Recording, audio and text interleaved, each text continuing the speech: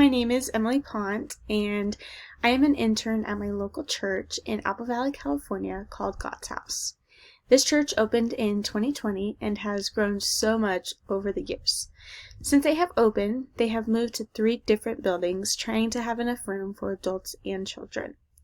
God's House has a children's ministry where kids get to learn about God with other kids their age. They are now at a building big enough to separate the kids by grouping them into certain age groups. God's House has 3 different kids ministries. One is called The Dreamers, which is newborns to 12 months, and they have another group called Heroes, and they are 2 to 5-year-olds. And the last one is called Legends, and this is for 6-year-olds to 11-year-olds. Because they have grown so fast, they also are constantly changing their curriculum, trying to figure out what works best for the kids, the volunteers, and the church itself. For the past few months, my team and I have created a design challenge of how might we create a religious curriculum plan that is clear, interests the children, and aligns with the church's values. This is a topic essential because God's House is laying down the first foundation with God for these children. It's important to teach the kids the Word of God, to have fun, value of community, build relationships with like-minded people, and teach them life lessons. Currently, the church has been finding its own curriculum online every week.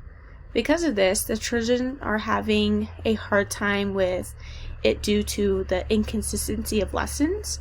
My team and I have created our own religious curriculum. We have been working together each week to develop a lesson plan for the children's ministry. This team will plan each lesson with an intro, the main lesson, an objective lesson, and then the craft at the end.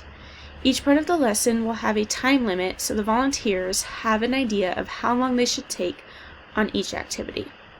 The time limit also helps our volunteers get through the lesson with enough time for each activity and the questions students may have at the end. My team and I started planning the lessons a month in advance.